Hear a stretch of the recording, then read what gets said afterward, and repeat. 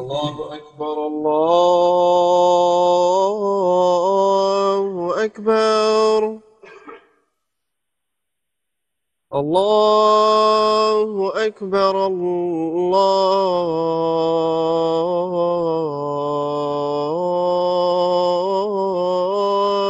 أكبر. أشهد أن لا إله إلا الله.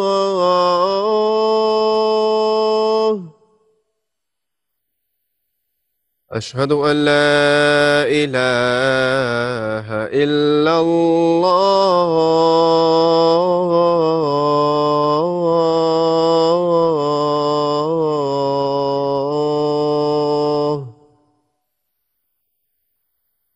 أشهد أن محمدًا رسول الله.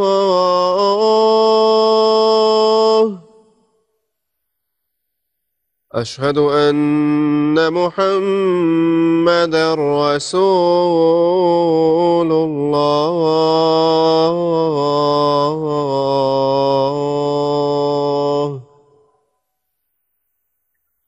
حي على الصلاة.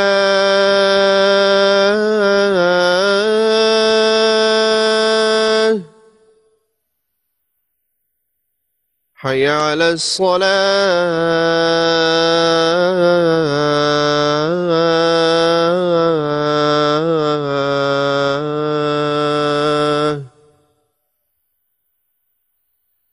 حي على الفلاح.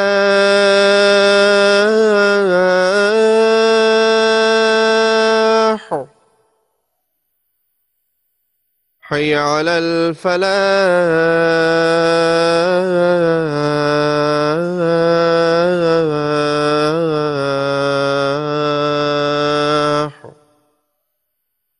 الله أكبر الله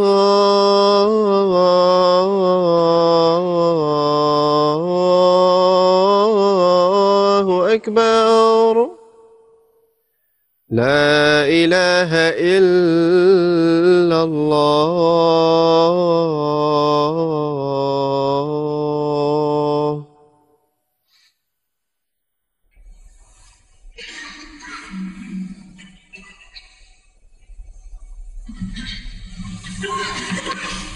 السلام عليكم ورحمة الله.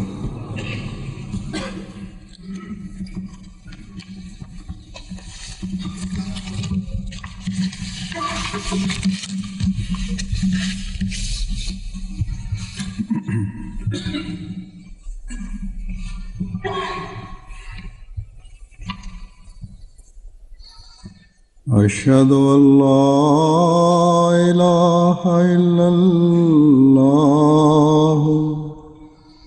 وحده لا شريك له وأشهد أن محمدًا عبده ورسوله. أما بعد فأعوذ بالله من الشيطان الرجيم. بسم الله الرحمن الرحيم.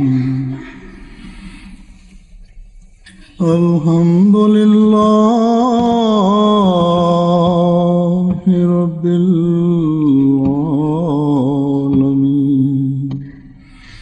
الرحمن الرحيم مالك يوم الدين. إياك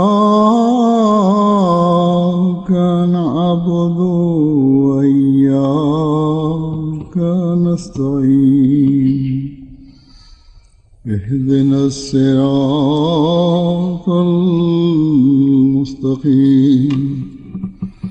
صراط الذين أنعمت عليهم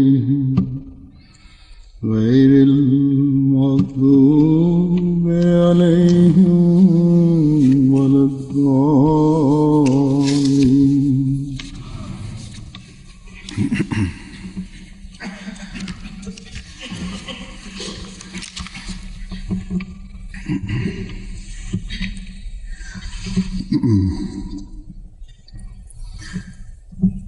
حضرت صلی اللہ علیہ وسلم کی ذات پر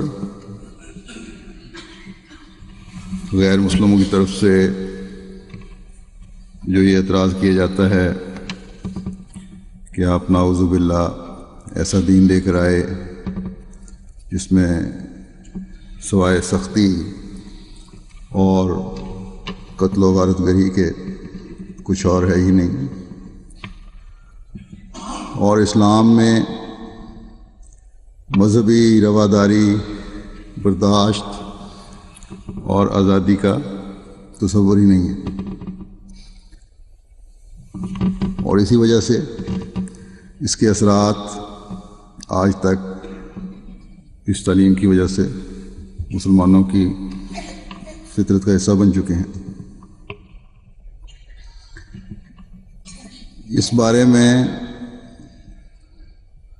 کئی دفعہ میں پہلے بھی کہہ چکا ہوں کہ بدقسمتی سے مسلمانوں میں سے ہی بعض طبقے اور گروہ یہ تصور پیدا کرنے اور قائم کرنے میں منبت و معاون ہوئے ہیں، اور بدقسمتی سے ان کے اسی نظریے اور عمل نے غیر اسلامی دنیا میں اور خاص طور پر مغرب میں ہمارے پیارے آقا حضرت محمد مصطفیٰ صلی اللہ علیہ وسلم کے بارے میں لغو اور بےہودہ اور انتہائی نازیبا اور غلیظ خیالات کے اظہار کا موقع پیدا کیا ہے،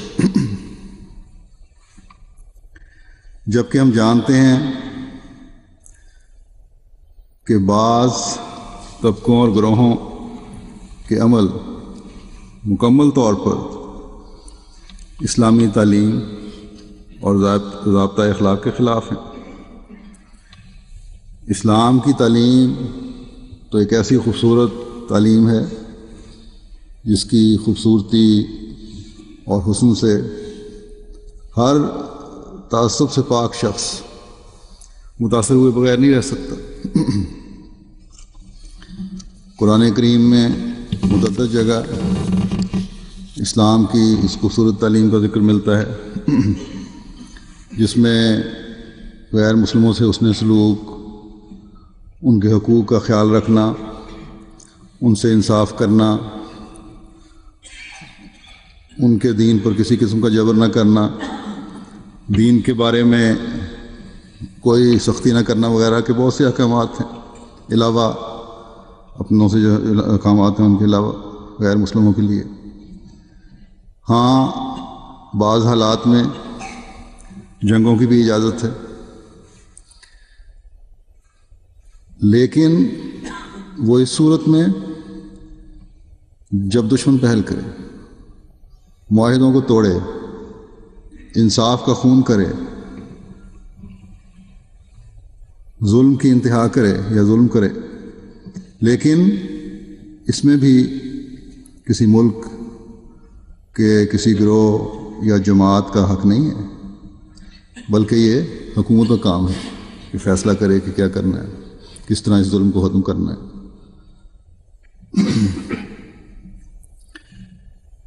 نہ کہ ہر کوئی جہادی تنظیم اٹھے اور یہ کام کرنا شروع کر دے۔ حضرت صلی اللہ علیہ وسلم کے زمانے میں بھی جنگوں کے مخصوص حالات پیدا کیے گئے، جن سے مجبور ہو کر مسلمانوں کو جوابی جنگیں لڑنی پڑیں، لیکن جیسا کہ میں نے کہا ہے کہ آج کل کی جہادی تنظیموں نے بغیر جائز وجوہات کے اور جائز اختیارات کے اپنے جنگجوانہ نعروں اور عمل سے غیر مذہب والوں کو یہ موقع دیا ہے، اور ان میں اتنی جرأت پیدا ہو گئی ہے کہ انہوں نے نہایت لہٹائی اور بے شرمی سے حضرت صلی اللہ علیہ وسلم کی پاک ذات پر بےہودہ حملے کیے ہیں اور کرتے رہے ہیں، جبکہ اس سراپا رحم اور محسن انسانیت اور عظیم محافظ حقوق انسانی کا تو یہ حال تھا کہ آپ جنگ کی حالت میں بھی کوئی ایسا موقع ہاتھ سے نہ جانے دیتے تھے جو دشمن کو سہولت نہ مہیا کرتا ہو۔ آپ کی زندگی کا ہر عمل، ہر فعل، آپ کی زندگی کا پل پل اور لمحہ لمحہ اس بات کا گواہ ہے کہ آپ مجسم رحم تھے، اور آپ کے سینے میں وہ دل دھڑک رہا تھا کہ جس سے بڑھ کر کوئی دل رحم کے والا معیار اور تقاضے پورے نہیں کر سکتا جو آپ نے کیے، امن میں بھی اور جنگ میں بھی، گھر میں بھی اور باہر بھی، روزمرہ کے معمولات میں بھی اور دوسرے مذاہب والوں سے کیے گئے معاہدات میں بھی۔ آپ نے آزادی ضمیر، مذہب اور رواداری کے معیار قائم کرنے کی مثالیں قائم کر دیں، اور پھر جب عظیم فاتح کی حیثیت سے مکہ میں داخل ہوئے تو جہاں مفتوح قوم سے معافی اور رحم کا سلوک کیا، وہاں مذہب کی آزادی کا بھی پورا حق دیا، اور قرآن کریم کے اس حکم کی اعلیٰ مثال قائم کر دی کہ لا اکراہ فی الدین، کہ مذہب تمہارے دل کا معاملہ ہے۔ میری خواہش تو ہے کہ تم سچے مذہب کو مان لو اور اپنی دنیا و عقب کو سنوار لو، اپنی بخشش کے سامان کر لو، لیکن کوئی جبر نہیں۔ آپ کی زندگی رواداری اور آزادی مذہب و ضمیر کے ایسی بے شمار روشن مثالوں سے بھری پڑی ہے۔ ان میں سے چند ایک کا میں ذکر کرتا ہوں۔ کون نہیں جانتا کہ مکے کی جو زندگی تھی آپ کی دعوی نبوت کے بعد کی 13 سالہ زندگی کتنی سخت تھی اور کتنی تکلیف دہ تھی، اور آپ نے اور آپ کے صحابہ نے رضوان اللہ علیہ نے کتنے دکھ اور مصیبتیں برداشت کی۔ دوپہر کے وقت تپتی ریت پر لٹائے گئے، گرم ریت پر،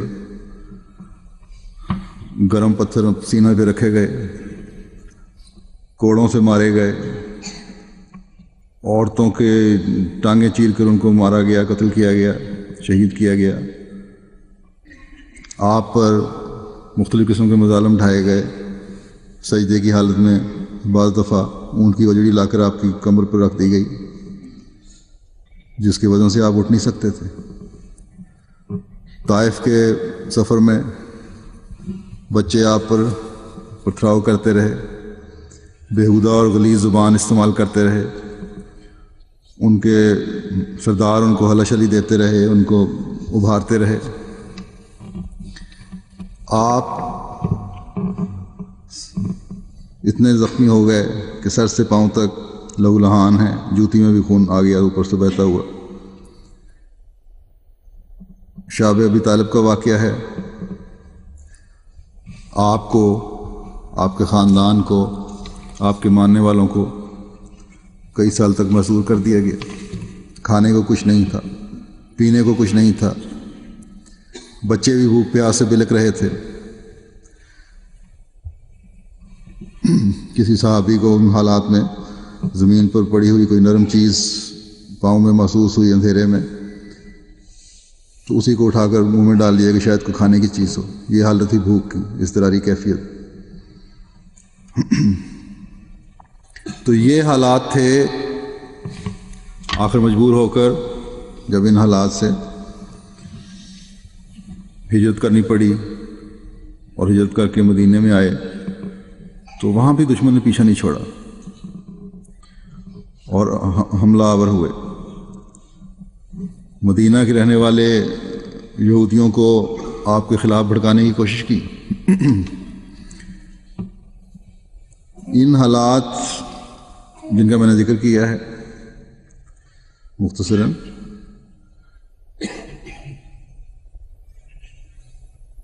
کسی پر کرنے کے بعد، کسی مظلوم پر کرنے کے بعد جو اگر جنگ کی صورت پیدا ہو اور مظلوم کو بھی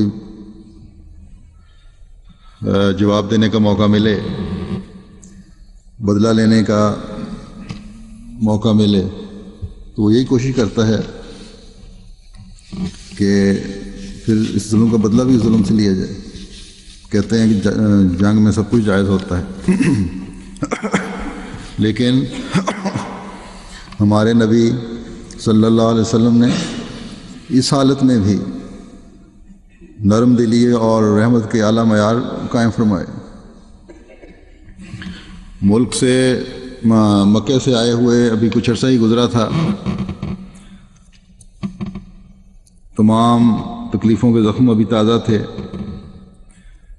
آپ کا اپنے ماننے والوں کی تکلیفوں کا احساس اپنی تکلیفوں سے بھی زیادہ آپ کو ہوا کرتا تھا، لیکن پھر بھی اسلامی تعلیم اور اصول و ضوابط کو آپ نے نہیں توڑا.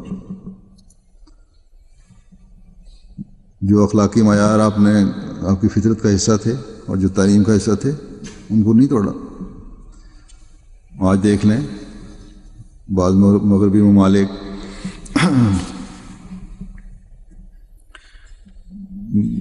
جن سے جنگیں لڑ رہے ہیں ان سے کیا کچھ نہیں کرتے، لیکن اس کے مقابلے میں آپ کا اسوہ دیکھیں جس کا تاریخ میں ذکر ملتا ہے روایت میں.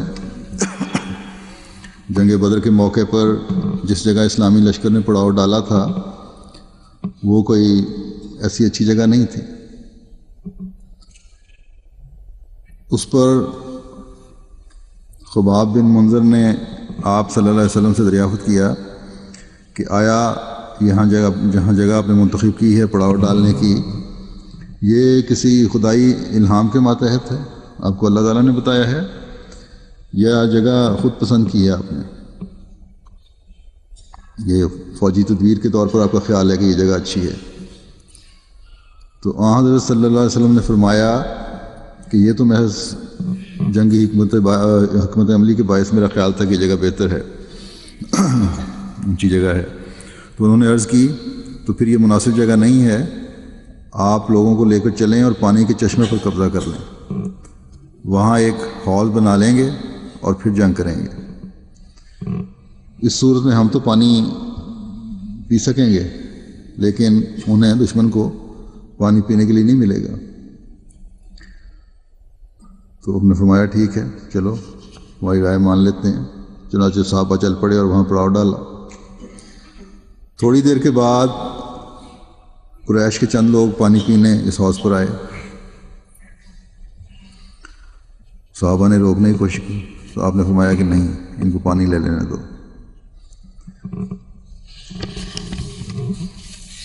تو یہ ہے اعلیٰ معیار حضرت صلی اللہ علیہ وسلم کا کہ باوجود اس کے کہ دشمن نے کچھ عرصہ پہلے مسلمانوں کے بچوں کا بھی دانہ پانی بند کیا ہوا تھا، لیکن آپ نے اس سے صرف نظر کرتے ہوئے دشمن کی فوج کے سپاہیوں کو جو پانی کے تالاب میں چشمے تک آئے تھے پانی لینے کے لیے اور جس پر آپ کا تصرف تھا، آپ کے قبضے میں تھا، اس سے پانی لینے سے نہ روکا، کیونکہ یہ اخلاقی ضابطوں سے گری حرکت تھی. اسلام پر سب سے بڑا اعتراض یہی کیا جاتا ہے کہ تلوار کے زور سے پھیلایا گیا. یہ لوگ جو پانی لینے آئے تھے ان سے زبردستی بھی کی جا سکتی تھی کہ پانی لینا ہے تو پھر ہماری شرطیں مان لینا. کفار کئی جگہ اس طرح کرتے رہے ہیں کئی جنگوں میں.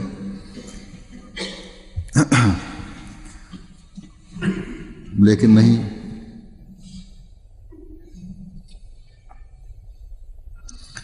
آپ نے اس طرح نہیں فرمایا. یہاں کہا جا سکتا ہے کہ ابھی مسلمانوں میں پوری طاقت نہیں تھی، کمزوری تھی، اس لیے شاید جنگ سے بچنے کے لیے یہ احسان کی کوشش کی ہو. حالانکہ یہ غلط بات ہے. مسلمانوں کے بچے کو یہ پتہ تھا کہ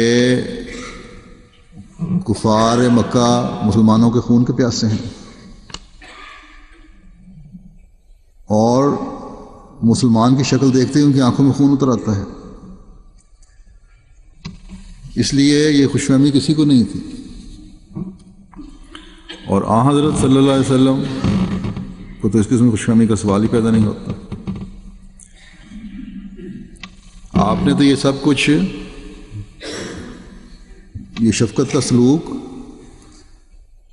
سراپا رحمت ہونے اور انسانی قدروں کی پاسداری کی وجہ سے کیا تھا، کیونکہ آپ نے ہی ان قدروں کی پہچان کی تعلیم دینی تھی. پھر اس دشمن اسلام کا واقعہ دیکھیں جس کے قتل کا حکم جاری ہو چکا تھا، لیکن آپ نے نہ صرف اسے معاف فرمایا بلکہ مسلمانوں میں رہتے ہوئے اسے اپنے مذہب پر قائم رہنے کی اجازت عطا فرمائی آپ نے. چنانچہ اس واقعے کا ذکر یوں ملتا ہے کہ ابو جہل کا بیٹا اکرمہ اپنے باپ کی طرح عمر بھر رسول اللہ صلی اللہ علیہ وسلم سے جنگیں کرتا رہا. فتح مکہ کے موقع پر بھی رسول کریم صلی اللہ علیہ وسلم کے اعلان عفو کے اور امان کے باوجود ایک دستے پر حملہ آور ہوا مکہ میں جب فتح مکہ کا موقع تھا، اور حرم میں خون ریزی کا باعث بنا. اپنے جنگی جرائم کی وجہ سے ہی وہ واجب القتل ٹھہرایا گیا تھا، لیکن مسلمانوں کے سامنے تو اس کو کوئی نہیں ٹھہر سکا تھا. اس لیے فتح مکہ کے بعد جان بچانے کے لیے وہ یمن کی طرف بھاگ گیا. اس کی بیوی رسول اللہ صلی اللہ علیہ وسلم سے اس کے لیے معافی کی طالب ہوئی، تو آپ نے بڑی شفقت فرماتے ہوئے اسے معاف فرما دیا. اور پھر وہ اپنے خامد کو لینے کے لیے جب خود گئی تو اکرمہ کو اس معافی پر یقین نہیں آتا تھا کہ میں نے اتنے ظلم کیے ہوئے ہیں، اتنے مسلمان قتل کیے ہوئے ہیں، آخری دن تک میں لڑائی کرتا رہا، تو مجھے کس طرح معاف کیا جا سکتا ہے.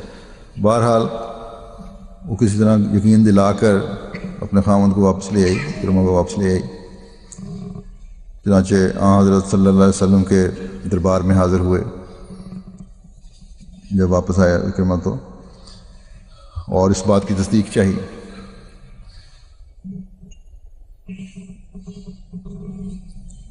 تو اس کی آمد پر رسول اللہ صلی اللہ علیہ وسلم نے اس سے احسان کا حیرت انگیز سلوک کیا. پہلے تو آپ دشمن قوم کی اس سردار کی عزت کی خاطر کھڑے ہو گئے کہ یہ دشمن قوم کا سردار ہے، اس لیے اس کی عزت کرنی ہے، اس لیے کھڑے ہو گئے. اور پھر اکرمہ کے پوچھنے پر فرمایا کہ واقعی میں نے تمہیں معاف کر دیا ہے. اکرمہ نے پوچھا پھر کہ اپنے دین پر رہتے ہوئے، یعنی میں مسلمان نہیں ہوا، اسی شرک کی حالت میں مجھے آپ نے معاف کیا ہے، آپ نے مجھے بخش دیا ہے؟ تو آپ نے فرمایا کہ ہاں. اس پر اکرمہ کا سینہ اسلام کے لیے کھل گیا اور بے اختیار کہہ اٹھا کہ اے محمد صلی اللہ علیہ وسلم، آپ واقعی بے حد حلیم و کریم اور صلہ رحمی کرنے والے ہیں. رسول اللہ صلی اللہ علیہ وسلم کے حسن خلق اور احسان کا یہ معجزہ دیکھ کر اکرمہ مسلمان ہو گیا. اس وقت تو اسلام اس طرح پھیلا ہے، حسن اخلاق سے اور آزادی ضمیر و مذہب کے اظہار کی اجازت سے. یہ حسن خلق اور آزادی مذہب کا تیر 1 منٹ میں اکرمہ جیسے شخص کو گھائل کر گیا. حضرت صلی اللہ علیہ وسلم نے قیدیوں اور غلاموں تک کو یہ اجازت دی تھی کہ جو مذہب چاہو اختیار کرو، لیکن اسلام کی تبلیغ اس لیے ہے، اللہ تعالیٰ نے حکم دیا کہ اسلام کی تعلیم کے بارے میں بتاؤ، کیونکہ ان کو پتہ نہیں ہے۔ یہ خواہش اس لیے ہے کہ یہ تمہیں اللہ کا قرب عطا کرے گی، اور تمہاری ہمدردی کی خاطر ہی تم سے ہم کہتے ہیں۔ چنانچہ ایک قیدی کا واقعہ اس طرح بیان ہوا ہے، سعید بن ابی سعید بیان کرتے ہیں کہ انہوں نے حضرت ابو ہریرہ رضی اللہ عنہ کو یہ کہتے ہوئے سنا کہ رسول کریم صلی اللہ علیہ وسلم نے نجد کی طرف مہم بھیجی تو بنو حنیفہ کے ایک شخص کو قیدی بنا کر لائے جس کا نام ثمامہ بن اسال تھا۔ صحابہ نے اسے مسجد نبوی کے ستون کے ساتھ باندھ دیا۔ رسول کریم صلی اللہ علیہ وسلم اس کے پاس تشریف لائے اور فرمایا کہ اے ثمامہ، تیرے پاس کیا عذر ہے یا تیرا کیا خیال ہے کہ تجھ سے کیا معاملہ ہوگا؟ اس نے کہا میرا ظن اچھا ہے، اگر آپ مجھے قتل کر دیں تو آپ ایک خون بہانے والے شخص کو قتل کریں گے، اور اگر آپ انعام کریں تو آپ ایک ایسے شخص پر انعام کریں گے جو کہ احسان کی قدردانی کرنے والا ہے، اور اگر آپ مال چاہتے ہیں تو جتنا چاہیں لے لیں۔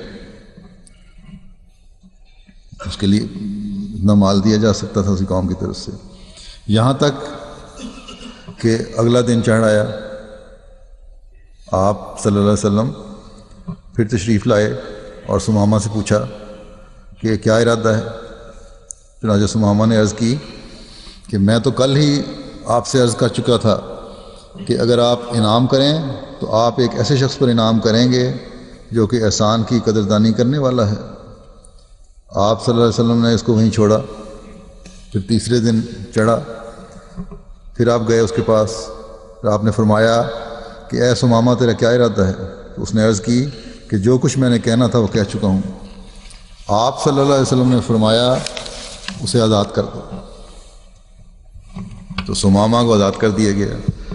اس پر وہ مسجد کے قریب کھجوروں کے باغ میں گیا اور غسل کیا اور مسجد میں داخل ہو کر کلمہ شہادت پڑھا اور کہا اے محمد صلی اللہ علیہ وسلم، بخدا مجھے دنیا میں سب سے زیادہ ناپسند آپ کا چہرہ ہوا کرتا تھا، اور اب یہ حالت ہے کہ مجھے سب سے زیادہ محبوب آپ کا چہرہ ہے۔ بخدا مجھے دنیا میں سب سے زیادہ ناپسندیدہ آپ کا دین ہوا کرتا تھا، لیکن اب یہ حالت ہے کہ میرا محبوب ترین دین آپ کا لایا ہوا دین ہے۔ بخدا میں سب سے زیادہ ناپسند آپ کے شہر کو کرتا تھا، اب یہی شہر میرا محبوب ترین شہر ہے۔ آپ کے گھوڑ سواروں نے مجھے پکڑ لیا جب کہ میں عمرہ کرنا چاہتا تھا۔ آپ صلی اللہ علیہ وسلم اس کے بارے میں کیا ارشاد فرماتے ہیں؟ رسول اللہ صلی اللہ علیہ وسلم نے پوچھا کہ اب جا تو میں عمرہ کرنے رہا تھا، اب آپ کا کیا ارشاد ہے؟ تو رسول اللہ صلی اللہ علیہ وسلم نے اس کو خوشخبری دی، مبارکباد دی اسلام قبول کرنے کی، اور پھر اسے حکم دیا کہ عمرہ کرو، اللہ قبول فرمائے گا۔ جب وہ مکہ پہنچا تو کسی نے کہا کہ یہ تو کیا تو صحابی ہو گیا ہے؟ تو اس نے جواب دیا کہ نہیں، بلکہ میں محمد رسول اللہ صلی اللہ علیہ وسلم پر ایمان لے آیا ہوں، اور خدا کی قسم اب آئندہ سے یمامہ کی طرف سے گندم کا ایک دانہ بھی تمہارے پاس نہیں آئے گا۔ کچھ لوگوں نے اس کو چھیڑا، بعض دوسری روایت میں ہے کہ مارنے کی کوشش کی یا مارا، اس پر انہوں نے کہا کہ کوئی دانہ نہیں آئے گا، اور یہ اس وقت تک نہیں آئے گا جب تک نبی کریم صلی اللہ علیہ وسلم کی طرف سے اجازت نہ آ جائے۔ چنانچہ اس نے جا کے اپنی قوم کو کہا اور وہاں سے غلہ آنا بند ہو گیا، کافی بری حالت ہو گئی۔ پھر ابو سفیان حضرت صلی اللہ علیہ وسلم کی خدمت میں درخواست لے کر پہنچے کہ اس طرح بھوکے مر رہے ہیں، اپنی قوم پر کچھ رحم کریں۔ تو آپ نے یہ نہیں فرمایا کہ غلہ اسود ملے گا جب تم مسلمان ہو جاؤ، بلکہ فوراً پیغام بھجوایا ثمامہ کو کہ پابندی ختم کرو، یہ ظلم ہے، بچوں کو، بڑوں کو، مریضوں کو، بوڑھوں کو خوراک کی ضرورت ہوتی ہے، ان کو مہیا ہونی چاہیے۔ تو دوسرے یہ دیکھیں، یہ قیدی جو تھے سمامہ، ان سے یہ نہیں کہا کہ اب ہمارے قابو میں ہو تو مسلمان ہو جاؤ۔ 3 دن تک ان کے ساتھ حسن سلوک ہوتا رہا، اور پھر حسن سلوک کے بھی اعلیٰ معیار قائم ہوئے، آزاد کر دیا۔ اور پھر دیکھیں سمامہ بھی بصیرت رکھتے تھے، اس آزادی کو حاصل کرتے ہی اپنے آپ کو آپ صلی اللہ علیہ وسلم کی غلامی میں جکڑے جانے کے لیے پیش کر دیا کہ اسی غلامی میں میری دین و دنیا کی بھلائی ہے۔ پھر ایک یہودی غلام کو مجبور نہیں کیا کہ تم غلام ہو، میرے قابو میں ہو، اس لیے جو میں کہتا ہوں کرو۔ یہاں تک کہ جب اس کی ایسی بیماری کی حالت ہوئی کہ جب دیکھا حالت خطرے میں ہے، تو تب اس کے انجام بخیر کی فکر تھی۔ یہ فکر تھی کہ وہ اس حالت میں دنیا سے نہ جائے جب کہ خدا کی آخری شریعت کی تصدیق نہ کر رہا ہو، بلکہ ایسی حالت میں جائے جب کہ تصدیق کر رہا ہو، تاکہ اللہ تعالیٰ کی بخشش کے سامان ہوں۔ تب اسے بڑے پیار سے کہا، بیمار عیادت کے لیے گئے اور کہا کہ اسلام قبول کر لے۔ چنانچہ حضرت انس سے روایت ہے کہ رسول کریم صلی اللہ علیہ وسلم کا ایک خادم یہودی تھا جو بیمار ہو گیا۔ رسول کریم صلی اللہ علیہ وسلم اس کی عیادت کے لیے تشریف لے گئے اور فرمایا تو اسلام قبول کر لے۔ ایک اور روایت میں ہے اس نے اپنے بڑوں کی طرف دیکھا، لیکن بہرحال پھر اس نے اجازت ملنے پر یا خود ہی خیال آنے پر اسلام قبول کر لیا۔ تو یہ جو اسلام اس نے قبول کیا، یہ یقیناً اس پیار کے سلوک اور آزادی کا اثر تھا جو اس لڑکے پر آپ کی غلامی کی وجہ سے تھا، کہ یقیناً یہ سچا مذہب ہے، اس لیے اس کو قبول کرنے میں بچت ہے، کیونکہ ہو نہیں سکتا کہ یہ سراپا شفقت و رحمت میری برائی کا سوچے۔ آپ یقیناً برحق ہیں، اور ہمیشہ دوسرے کو بہترین بات کی طرف بلاتے ہیں، بہترین کام کی طرف ہی بلاتے ہیں، اسی کی تلقین کرتے ہیں۔ بس یہ آزادی ہے جو آپ نے قائم کی، اور دنیا میں کبھی اس کی کوئی مثال نہیں مل سکتی۔ آپ صلی اللہ علیہ وسلم دعوی نبوت سے پہلے بھی آزادی ضمیر اور آزادی مذہب اور آزادی زندگی کی آزادی کی پسند فرماتے تھے، چنانچہ جب اور غلامی کو ناپسند فرماتے تھے۔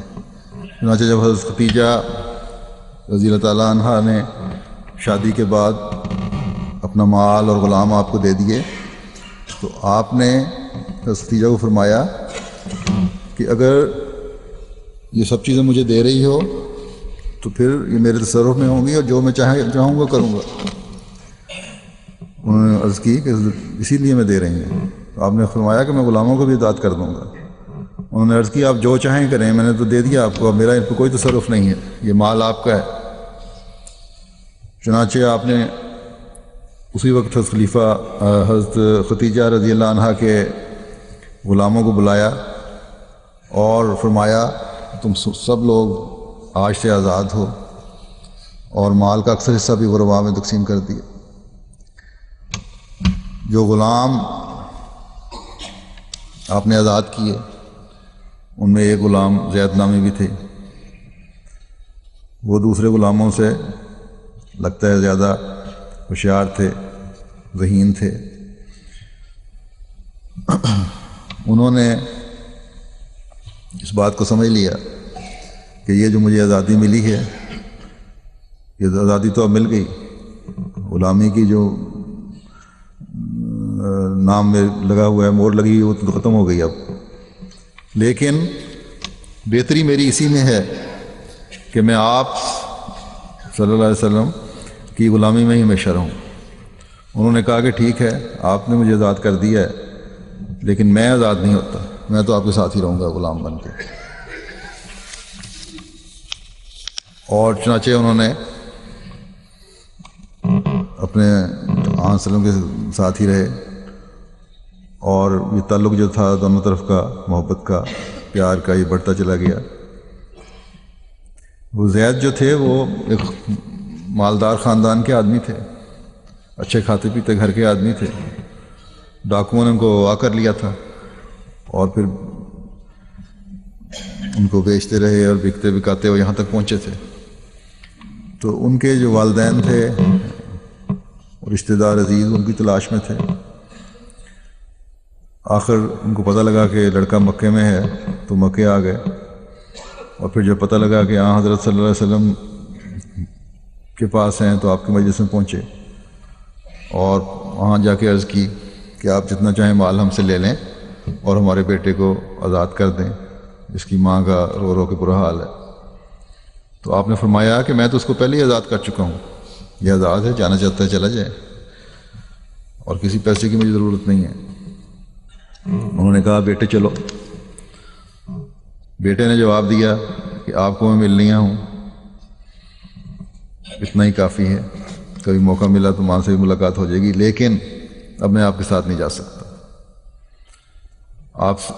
میں تو اب حضرت صلی اللہ علیہ وسلم کا غلام ہو چکا ہوں، اور آپ سے جدا ہونے کا مجھے سوال نہیں۔ ماں باپ سے زیادہ محبت اب مجھے آپ صلی اللہ علیہ وسلم سے ہے۔ زید کے باپ اور چچا وغیرہ نے بڑا زور دیا، لیکن انہوں نے انکار کر دیا۔ زید کی اس محبت کو دیکھ کر حضرت صلی اللہ علیہ وسلم نے فرمایا تھا کہ زید آزاد تو پہلے ہی تھا، مگر آج سے یہ میرا بیٹا ہے۔ اس صورتحال کو دیکھ کر پھر زید کے باپ اور چچا جو تھے وہ وہاں سے چلے گئے واپس اپنے وطن، اور پھر یہ زید ہمیشہ ہی وہیں رہے۔ تو نبوت کے بعد تو آپ کے ان آزادی کے معیاروں کو چار چاند لگ گئے تھے۔ اب تو آپ کی نیک فطرت کے ساتھ آپ پر اترنے والی شریعت کا بھی یہ حکم تھا کہ غلاموں کو ان کے حقوق دو، اگر نہیں دے سکتے تو آزاد کر دو۔ چنانچہ ایک روایت میں آتا ہے کہ ایک صحابی اپنے غلام کو مار رہے تھے، تو حضرت صلی اللہ علیہ وسلم نے دیکھا اور بڑے غصے کا اظہار فرمایا۔ اس پر ان صحابی نے غلام کو آزاد کر دیا، کہتا میں کہا کہ میں ان کو آزاد کرتا ہوں۔ تو آن صلی اللہ علیہ وسلم نے فرمایا کہ تم نہ آزاد کرتے تو اللہ تعالیٰ کی پکڑ کے نیچے آتے۔ تو اب دیکھیں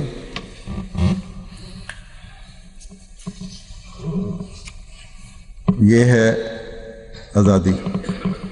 پھر دوسرے مذہب کے لوگوں کے لیے اپنے اظہار رائے کا حق اور آزادی، اس کی بھی ایک مثال دیکھیں۔ اپنی حکومت میں جب کہ آپ کی حکومت قائم ہو چکی تھی مدینے میں، اس وقت اس آزادی کا نمونہ ملتا ہے۔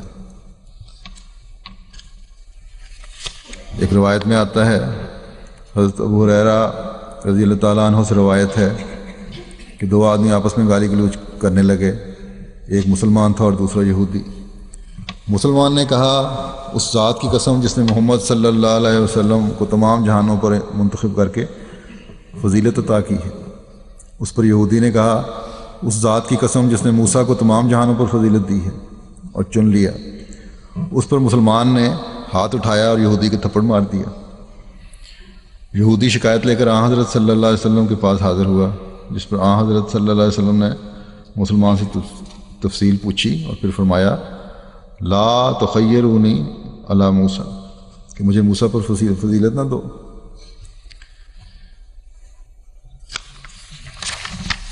تو یہ تھا آپ کا معیار آزادی،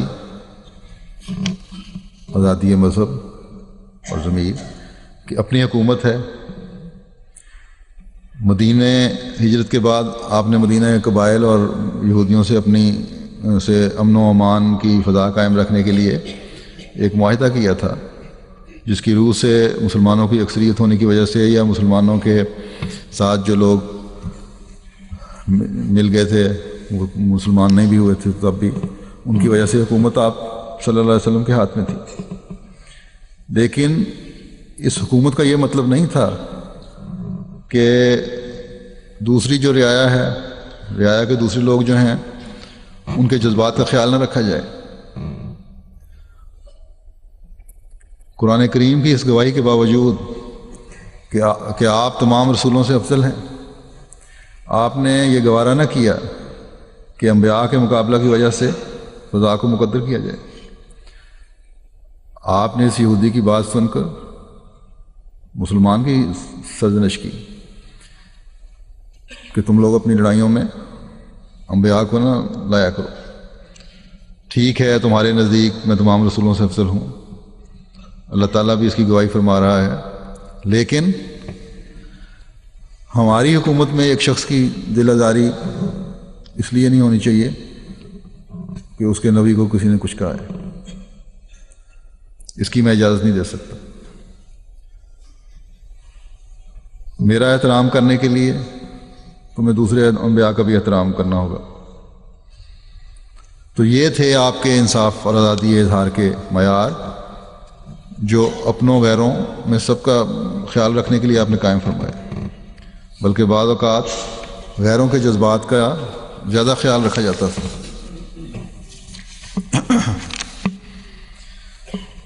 پھر آپ کے انسانی اقدار قائم کرنے اور رواداری کی ایک اور مثال ہے.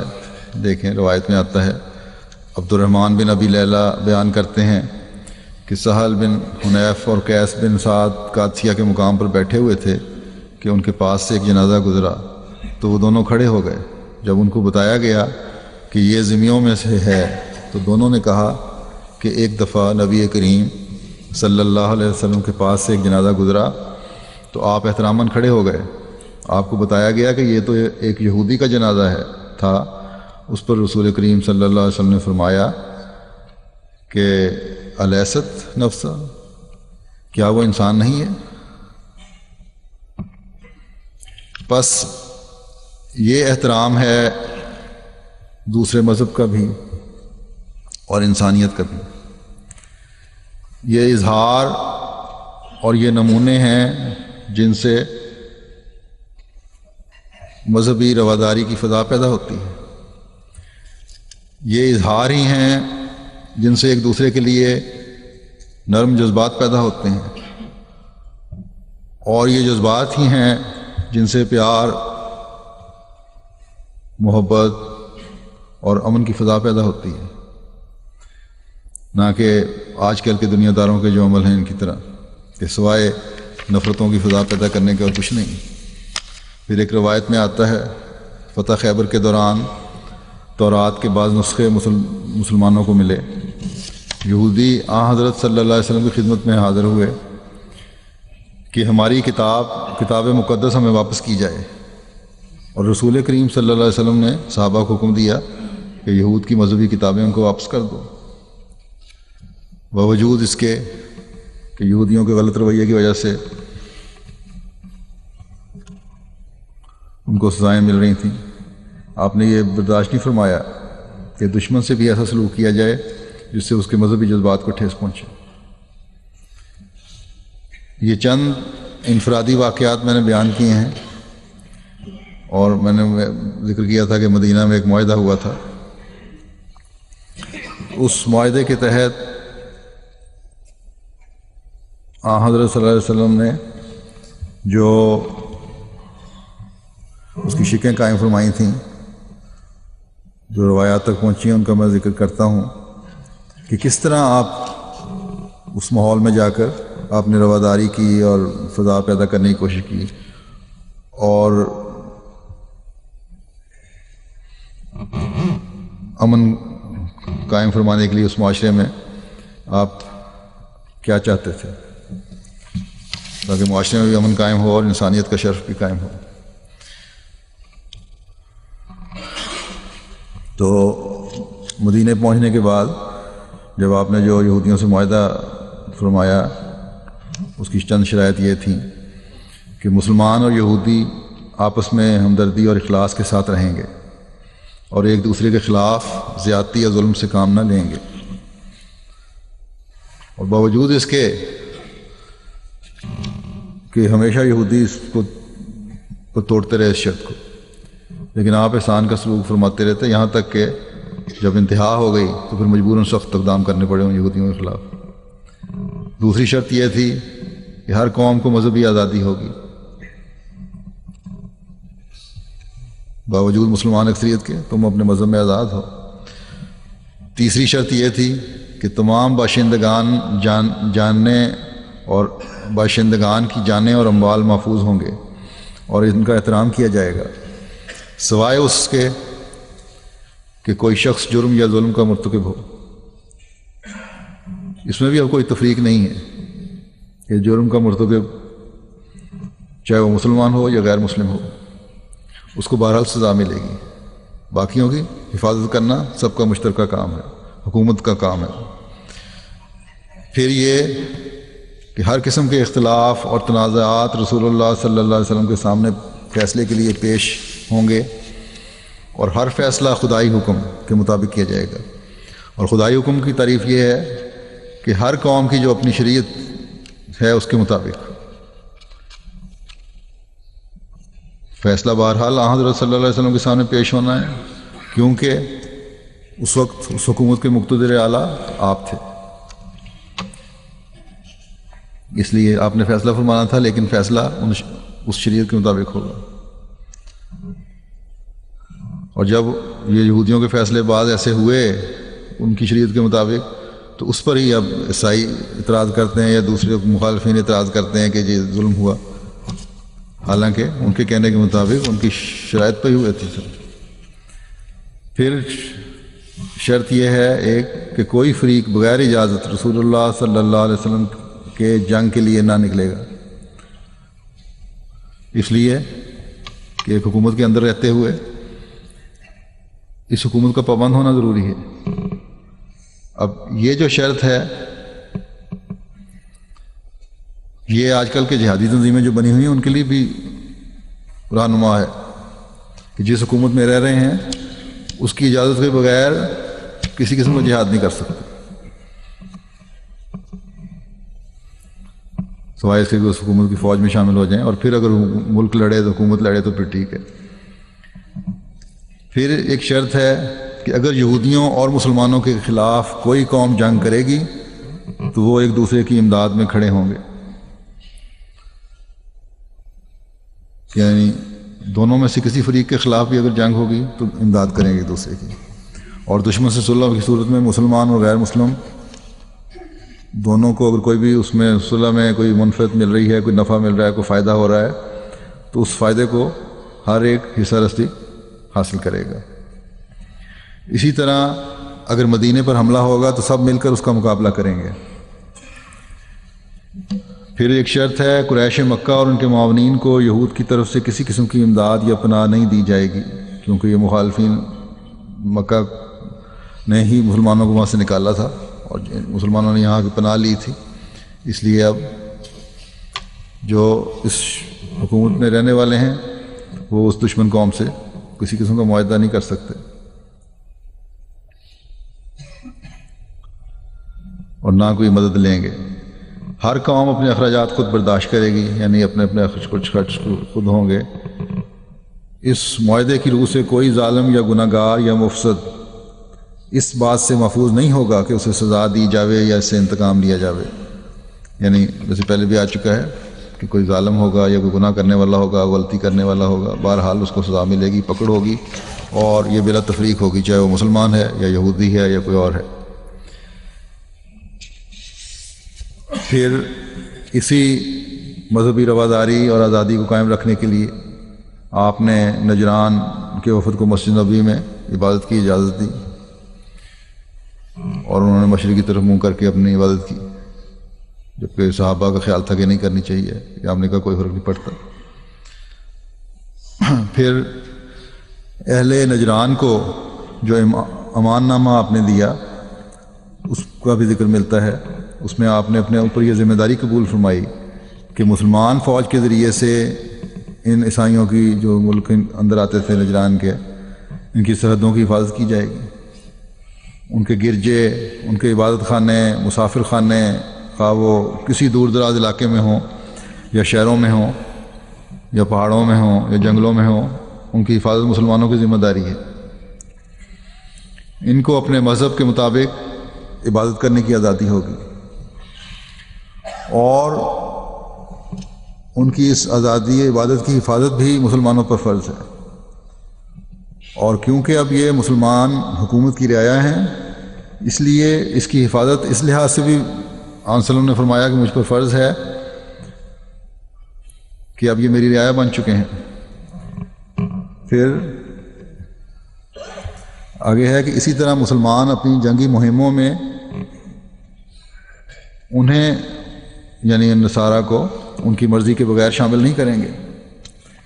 ان کے پادری اور مذہبی لیڈر جو ہیں جس پوزیشن میں اور منصب پر ہیں وہ وہاں سے معزول نہیں کیے جائیں گے، اسی طرح اپنے کام کرتے رہیں گے۔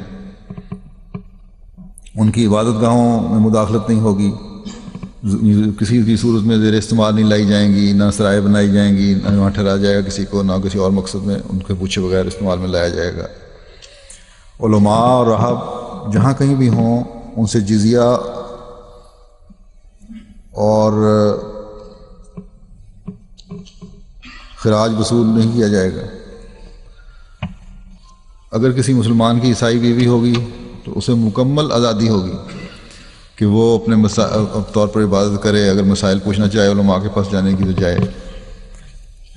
گرجوں وغیرہ کی مرمت کے لیے آپ نے فرمایا کہ مسلمانوں سے اگر وہ مالی امداد لیں اور اخلاقی امداد لیں تو مسلمانوں کو کرنی چاہیے، کیونکہ یہ بہتر چیز ہے، اور یہ نہ قرض ہوگا نہ احسان ہوگا، بلکہ اس معاہدے کو بہتر کرنے کی ایک صورت ہوگی کہ اس طرح کے سوشل تعلقات اور ایک دوسرے کی مدد کے کام کیے جائیں۔ تو یہ تھے آپ صلی اللہ علیہ وسلم کے معیار مذہبی آزادی اور رواداری کے قیام کے لیے۔ اس کے باوجود آپ پر ظلم اور تلوار کے زور پر اسلام پھیلانے کا الزام لگانا انتہائی ظالمانہ حرکت ہے۔ حضرت مسیح موعود علیہ السلام فرماتے ہیں کہ پس جب کہ اہل کتاب اور مشرکین عرب نہایت درجہ بد چلن ہو چکے تھے اور بدی کر کے سمجھتے تھے کہ ہم نے نیکی کا کام کیا ہے اور جرائم سے باز نہیں آتے تھے اور امن عامہ میں خلل ڈالتے تھے، تو خدا تعالیٰ نے اپنے نبی صلی اللہ علیہ وسلم کے ہاتھ میں عنان حکومت دے کر ان کے ہاتھ سے غریبوں کو بچانا چاہا، اور چونکہ عرب کا ملک مطلق العنان تھا اور وہ لوگ کسی بادشاہ کی حکومت کے ماتحت نہیں تھے، اس لیے ہر ایک فرقہ نہایت بے قیدی اور دلیری سے زندگی بسر کرتا تھا، کوئی قانون نہیں تھا کیونکہ کسی کے ماتحت نہیں تھے، اور چونکہ ان کے لیے کوئی سزا کا قانون نہ تھا، اس لیے وہ لوگ روز بروز جرائم میں بڑھتے جاتے تھے۔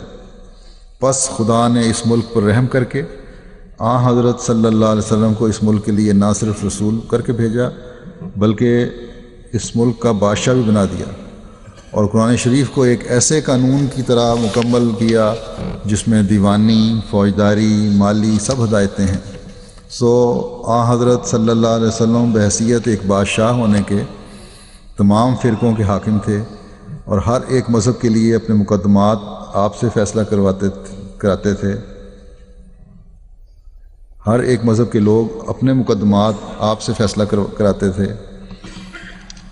قرآن شریف سے ثابت ہے کہ ایک دفعہ ایک مسلمان اور ایک یہودی جناب کی عدالت میں مقدمہ آیا تو جناب نے تحقیقات کے بعد یہودی کو سچا کیا اور مسلمان پر اس کے دعوے کی ڈگری کی۔ پس جس کا ذکر میں کر چکا ہوں، پس بعض نادان مخالف جو غور سے قرآن شریف نہیں پڑھتے، وہ ہر ایک مقام کو حضرت صلی اللہ علیہ وسلم کی رسالت کے نیچے لے آتے ہیں، حالانکہ ایسی سزائیں خلافت یعنی بادشاہت کی حیثیت سے دی جاتی تھیں، یعنی کہ حکومت کا کام ہے۔ پھر فرماتے ہیں بنی اسرائیل میں حضرت موسیٰ کے بعد نبی جدا ہوتے تھے اور بادشاہ جدا ہوتے تھے، جو امور سیاست کے ذریعے سے امن قائم رکھتے تھے، جو امور سیاست کے ذریعے سے امن قائم رکھتے تھے، مگر حضرت صلی اللہ علیہ وسلم کے وقت میں یہ دونوں عہدے خدا تعالیٰ نے جناب یعنی حضرت صلی اللہ علیہ وسلم ہی کو عطا کیے، اور جرائم پیشہ لوگوں کو الگ الگ کر کے باقی لوگوں کے ساتھ جو برتاؤ تھا وہ آیت مندرجہ ذیل سے ظاہر ہوتا ہے، اور وہ یہ ہے وَقُلْ لِلَّذِينَ أُوتُوا الْكِتَابَ وَالْأُمِّيِّينَ أَأَسْلَمْتُمْ فَإِنْ أَسْلَمُوا فَقَدِ اهْتَدَوْا وَإِنْ تَوَلَّوْا فَإِنَّمَا عَلَيْكَ الْبَلَاغُ۔ اور اے پیغمبر، اہل کتاب اور عرب کے جاہلوں کو کہو کہ کیا تم دین اسلام میں داخل ہوتے ہو؟ پس اگر اسلام قبول کر لیں تو ہدایت پا گئے، اگر منہ موڑیں تو تمہارا تو صرف یہی کام ہے کہ حکم الہی پہنچا دو۔ اس آیت میں یہ نہیں لکھا کہ تمہارا یہ بھی کام ہے کہ تم ان سے جنگ کرو۔ اس سے ظاہر ہے کہ جنگ صرف جرائم پیشہ لوگوں کے لیے تھا کہ مسلمانوں کو قتل کرتے تھے یا امن عامہ میں خلل ڈالتے تھے اور چوری ڈاکے میں مشغول رہتے تھے، اور یہ جنگ بحیثیت بادشاہ ہونے کے تھا نہ بحیثیت رسالت، یعنی کہ جب حکومت کے مقتدر اعلیٰ آپ تھے اس لیے جنگ کرتے تھے، اس لیے نہیں کرتے تھے کہ نبی ہیں۔ جیسا کہ اللہ تعالیٰ فرماتا ہے وَقَاتِلُوا فِي سَبِيلِ اللَّهِ الَّذِينَ يُقَاتِلُونَكُمْ وَلَا تَعْتَدُوا إِنَّ اللَّهَ لَا يُحِبُّ الْمُعْتَدِينَ۔ تم خدا کی راہ میں ان لوگوں سے لڑو جو تم سے لڑتے ہیں، یعنی دوسروں سے کچھ غرض نہ رکھو اور زیادتی مت کرو، خدا زیادتی کرنے والوں کو پسند نہیں کرتا۔ بس جس نبی پاک صلی اللہ علیہ وسلم پر یہ شریعت اتری ہے، کس طرح ہو سکتا ہے کہ وہ اپنے پر اترے ہوئے احکامات کے معاملے میں زیادتی کرتا ہو؟ آپ صلی اللہ علیہ وسلم نے تو فتح مکہ کے موقع پر بغیر اس شرط کے کہ اگر اسلام میں داخل ہوئے تو امان ملے گی، جس کی ہم پہلے ایک مثال دیکھ بھی چکے ہیں، عام معافی کا اعلان کر دیا تھا۔ مختلف تھیں شکلیں اس کی، لیکن اس میں یہ نہیں تھا کہ ضرور اسلام قبول کرو گے تو معافی ملے گی۔ مختلف جگہوں میں جانے اور داخل ہونے اور کسی کے جھنڈے کے نیچے آنے اور خانہ کعبہ میں جانے یا کسی گھر میں جانے کی وجہ سے معافی کا اعلان تھا، اور یہ ایک ایسی اعلیٰ مثال تھی جو کہیں ہمیں دیکھنے میں نہیں آتی۔ مکمل طور پر یہ اعلان فرما دیا کہ لا تثریب علیکم اليوم، کہ جاؤ اور آج تم پر کوئی گرفت نہیں ہے۔ ہزاروں درود اور سلام ہوں آپ صلی اللہ علیہ وسلم پر، جنہوں نے اپنے یہ اعلیٰ نمونے قائم فرمائے اور ہمیں بھی اس کی تعلیم عطا فرمائی۔ اللہ تعالیٰ ہمیں اس کی عمل کرنے کی بھی توفیق دے۔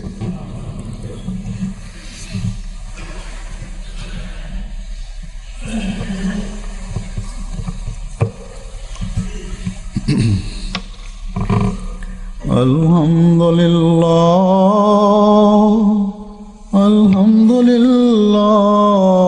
نحمده ونستعینه ونستغفره ونؤمن به ونتوکل علیہ ونعوذ باللہ من شرور انفسنا ومن سیئات اعمالنا، من يهده الله فلا مضل له ومن يضلله فلا هادي له، ونشهد أن لا إله إلا الله ونشهد أن محمدا عبده ورسوله۔ عباد الله رحمكم الله، إن الله يأمر بالعدل والإحسان وإيتاء ذي القربى وينهى عن الفحشاء والمنكر والبغي يعظكم لعلكم تذكرون۔ اذكروا الله يذكركم وادعوه يستجب لكم ولذكر الله